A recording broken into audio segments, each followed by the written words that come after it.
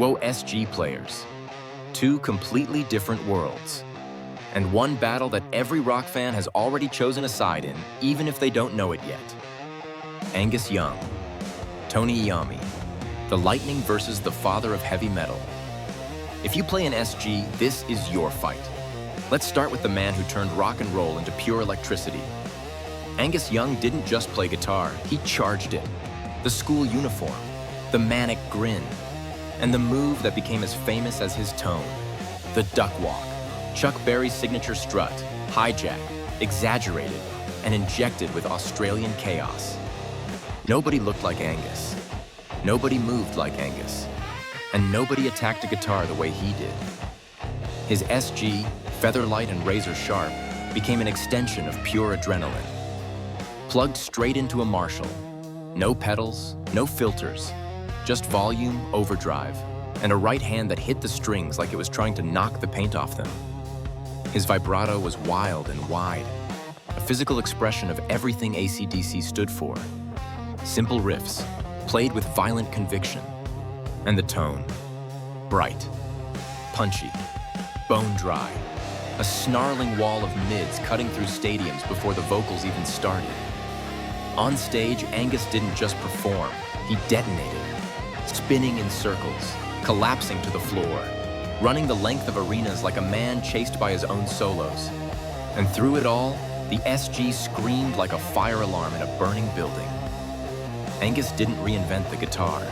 He reminded the world what it felt like to love it. Then the lights dim, the air gets heavier, and another figure steps into the frame. Not running, not jumping, not laughing, just standing there like a shadow with intent. Tony Iommi, the man whose sound created a genre, the architect of darkness, the father of heavy metal.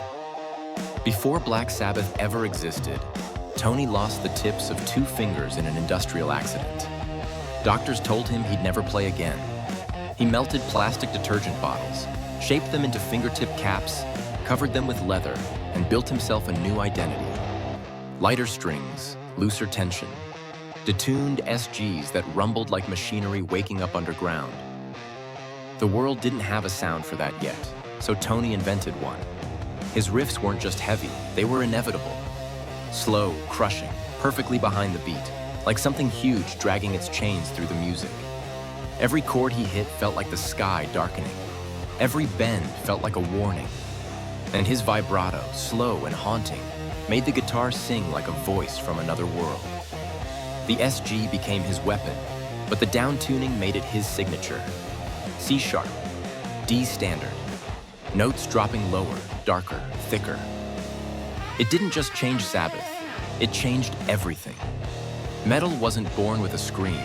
It was born with a detuned SG striking a single ominous chord. Now the real comparison. Angus used the SG to set the world on fire. Iommi used the SG to cast a shadow over it. Angus is the lightning bolt, unpredictable, explosive, brilliant. Iommi is the earthquake, slow, unstoppable, godlike in power. One pushes the beat forward with nervous energy. The other drags it back with absolute authority. Angus makes you move. Iommi makes you bow your head and nod. Angus is the sound of a stadium erupting. Iommi is the sound of a mountain cracking open. One is pure adrenaline. One is pure doom. But both take the same guitar and turn it into mythology. 2 legends, 2 legacies, 2 SGs that shape 2 different planets of rock history. Who wins this SG battle? Are you Team Angus, the electrified showman who turned simplicity into a superpower? Or Team Iommi, the dark innovator who built heavy metal from the ground up with 2 reconstructed fingers and a detuned guitar? Drop your vote in the comments. Tell me which riff seals the deal. Convince me, challenge me, and show me your SG. I want to see your rigs. Make sure to subscribe. Next week, another legendary guitar battle is coming. And trust me, you do not want to miss it.